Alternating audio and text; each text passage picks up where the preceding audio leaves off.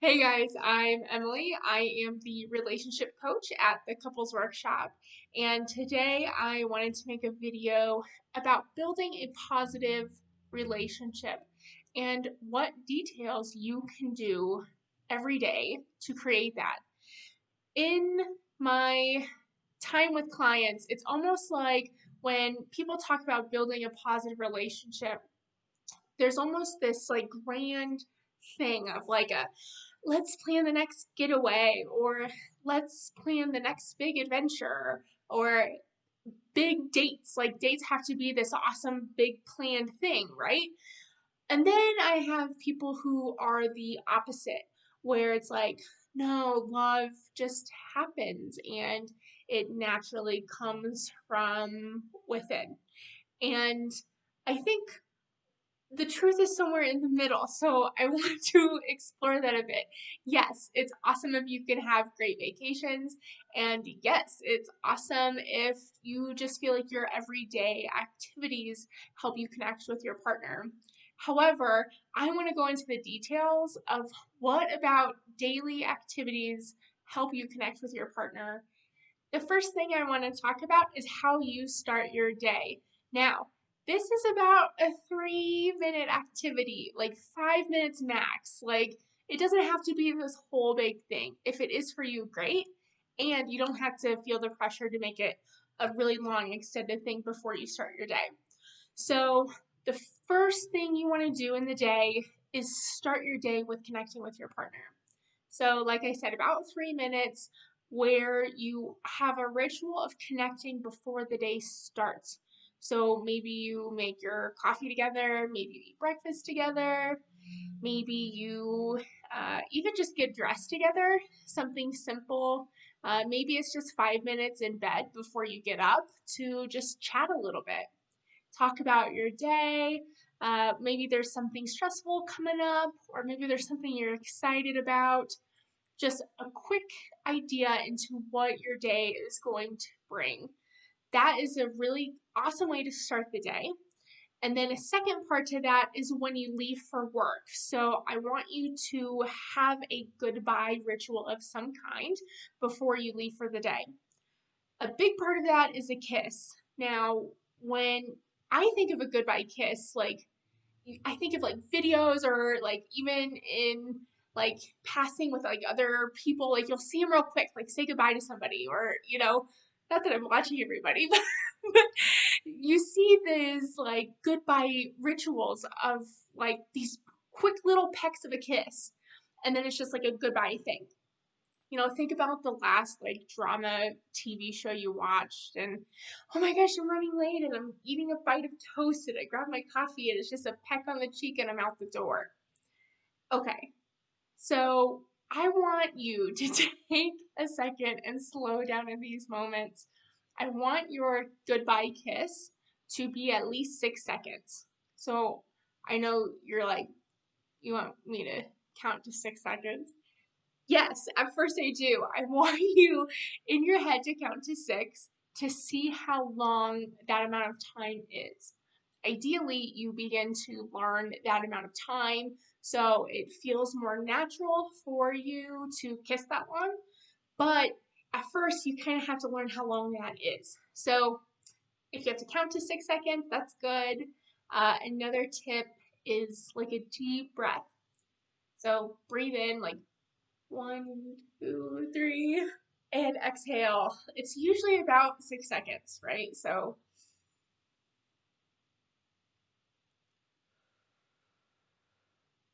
6 seconds. And that was actually probably a little bit longer. So that's a good way to feel how much that amount of time is. And like I said, over time, you'll begin to learn what that feels like so you can be more in the moment. The idea here is to remember the point of a kiss. A kiss shouldn't just be a habit. A kiss should be a point of connection with your partner. And really, there's no better way to start the day. The second point I want to bring up is admiration for your partner. So when you're wife cooks dinner for you after a really long day full of meetings, you're probably thinking in your head, like, oh, thank God I don't have to think about dinner right now. What a relief. And taking that extra step to verbally communicate that to your partner is what will help build these little pieces to a positive relationship. So, oh, honey, thank you so much for making dinner. This is fabulous. I really had a busy day. Thank you. That means so much to me that I don't have to worry about it. Boom. That's it. Perfect. Okay. So do those little pieces of admiration and appreciation throughout the day. Even if that's like a point of reconnection where you sit down and you say, oh, I noticed that you did the laundry, or I noticed that the kids cleaned up when they got home. That must have been you pushing them, right? There's these little pieces where you have these thoughts naturally, like, oh, thank goodness. And take that extra step of verbally communicating that to your partner. So I came up with some ideas to build this healthy foundation. So one thing that you can do is admire something about their personality. If you can't think of anything else to compliment, like, what's something you love about your partner? Go back in time, even if you need some inspiration. Oh, there's that smile that I love, or I love how positive you are even after a busy day. Those those little points that helped you fall in love with them, remind them that you love that trait, and it also helps remind you of that trait. It's a good refresher to connect, even if it's not just an act, you can do it on their personality. The second thing I came up with, oh, just say thank you for something that you want them to do more of. This will help you in the long run because you're reminding them that you want them to do this activity. So, let's go. Like, I always bring up dishes, right? So, thank you so much for doing the dishes. It's like a wink, wink. Like, keep doing those dishes for me, honey. Thank you. So, yes, you are getting a little bit out of it, right? And you're communicating to them that you want them to do that more. And you're also appreciating that they did that. It sucks to do the dishes, right? Awesome. Thank you for doing it. So it's a win-win for everyone in this situation. The third idea I had was to reach out to them during the day. So you can call them, text, even like an email, whatever's easier for them, and just tell them something you are excited about, tell them something you love about them. Just a little thing throughout the day, maybe a gift or a meme now, right? there's a lot of different ways to make the text or email fun and fresh and surprising for your partner. The fourth, oh, like again, another surprise. So instead of a call or a text, maybe a little note. So put a note in their briefcase on the way to work, or on the mirror when they're taking a shower. Just like a little post-it just to remind them that you appreciate and love something about them. And the fourth, oh, yeah, I'm sorry, fifth, your partner's a rock star. Like, they're owning the day. Maybe they come home and they're like, dude, I just like owned this thing. Right on. Like, have a little mini party, honor that win with them, and you're still boosting them up, right? But it's like a way to connect. It's not just about work, or it's not just about the win at the gym or whatever it may be. It's about you connecting with them in that win. So again, in summary of the admiration, just verbally communicate. Take that extra step to verbally communicate that love that you have for them.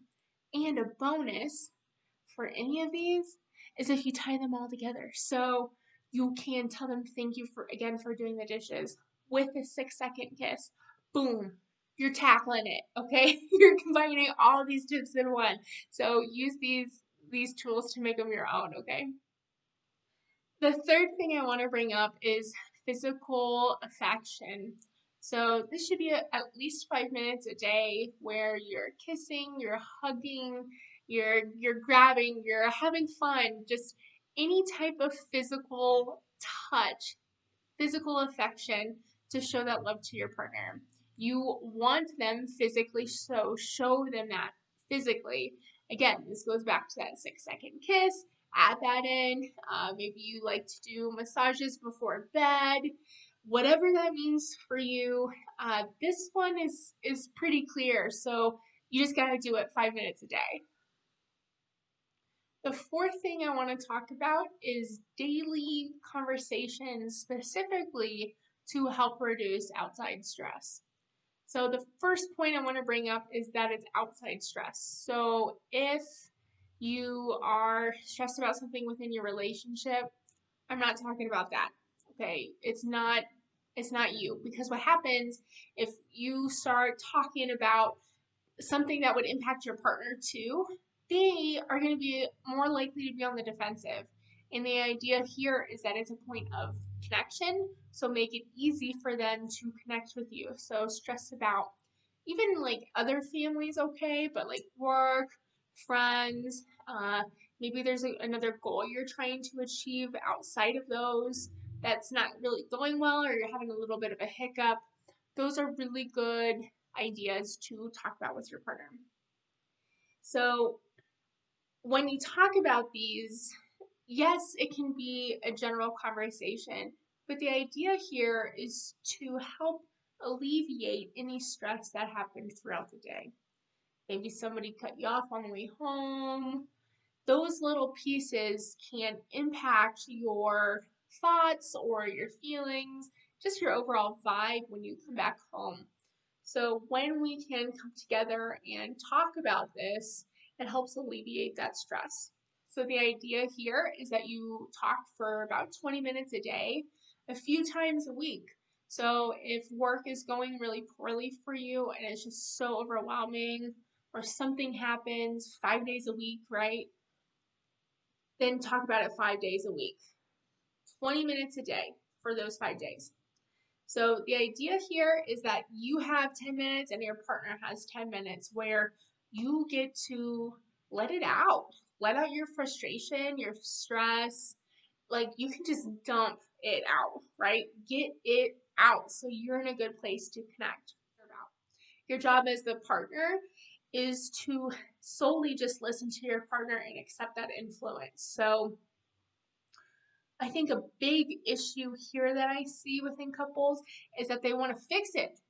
Okay, so my boss at work sucks. So my partner's like, you need to go talk to HR, or I told you to find another job, or whatever it is, right? They're trying to fix it because they want you to feel better, which is totally normal. However, when I'm ranting, I just need you to listen to me, and that's it. So you need to say, yeah, that sucks. What an awful work day. Or I'd be so overwhelmed if I was in your shoes. Everything just from that point of view. Like they get to be in the spotlight, and that's it. And your second job as a listener is, regardless of what your partner's complaining about, they're right. Okay. They're right. I don't care. You're sitting here, Emily. No, they complain about the same stuff, and if they only did this, no, they're right. Okay. The idea is let them be in the spotlight. So don't side with their coworker Sue, who you think actually has a good point. No. In this 10 minutes, Sue is wrong. Sue is the enemy. She doesn't get it. I'm right. Okay. So no matter what, your job is just to support me. The third point is that it's a we problem. So we are stressed about this and we are going to work together to get past it. So it's not a me problem, it's not a you thing. Again, the idea is that it's a point of connection. So, oh, what an awful day. We need to have a relaxing night to get over it. Perfect. Okay. Little things like that. But whatever that means for your partner. So that's perfect example, but you got to put it together to what's going to be fitting for the situation. So tips on being a listener, aside from those, the idea here is just keep asking questions, keep being curious about their day, ask follow-up points, name feelings that they might be feeling. So, oh, you're overwhelmed, you're stressed, or even just say, oh, I can't imagine. Because then if you don't know what to say, just saying that is going to help them keep talking and give you more content to then figure it out. Or tell them, oh, tell me more. I want to hear more so I can understand more of your situation. Perfect. Great. Just more curiosity questions to get them talking more. With this point, what you do not want to do is to criticize your partner, to be defensive, to ignore them, or even to fail to respond. So if they are communicating this to you, you need to let them be in the spotlight. I want you to physically face your partner like this, so it makes it really easy to have eye contact, to communicate to them that you have their full attention. So when you fail to respond, it's a total rejection for your partner, and it'll be a point of disconnection between the two of you. So if we're all human, okay, so if this is starting to happen for you, it's normal, it's fine. Maybe you had a shitty day too and you don't want to hear about your partner's day. Totally fine. However, what's not fine is to go into those points that you should not do at this point. So if you feel them coming on and you can't really give that attention to your partner, just be honest and disclose a little bit. I had a horrible day too, and I would love to hear your story. I'm just not in a place right now where I can hear that. Can you give me an hour, and I'd love to hear it. I just need to make sure that I'm in an okay place to do so. You just have to be open with them. And at the same time, still honoring that they had a bad day too, and that you want to hear that and that you want to connect with them in that. That's the piece, that what they're going through is honored and respected and valued. I'm just not in a place to be able to value that. Ideally, over time, when you get better at connecting through the stress, hopefully then your partner will help alleviate some of that stress for you. So maybe that means you go first if you are having a harder time. The last point I want to talk about are date nights. These should happen at least once a week, 2 hours per date night. And the idea here is that life keeps happening, and we want to make sure that we are experiencing life the same way as we're moving forward. We want to be able to explore our partner's world. So this can be done if it's fun, it can be intimate, romantic, or even adventurous. But this helps build the friendship foundation or rebuild a friendship foundation. And it also helps us experience more of our partner, to pay more attention to our partner. We're not distracted by other points. When you're dating, when you first meet, there's this real intention to understand the person. Who is this person? Do I see myself with them long term? Do we want the same things? Do we value the same things? That helps build, yes, the friendship foundation, but we have to pay attention to new needs that come up for our partner. And a date night is a really awesome way to be able to do that. I hope you got some valuable information from this video on creating a positive relationship for both you and your partner. The biggest takeaway is to be intentional. Yes, date nights are recommended, of course, and it's more than that. A date night won't create this positive relationship. It's more about creating these smaller things really often, but we have to be intentional about it. So be intentional. Be intentional about date nights. Be intentional about your kisses. Be intentional about your physical touch. Be intentional to listen to your partner when they're stressed. And be intentional about creating this positive relationship. It doesn't take a lot of big changes. It's just these small little changes that can have a really big impact on your relationship that once you start implementing, you'll be able to see some changes pretty quickly. We'll talk soon, guys.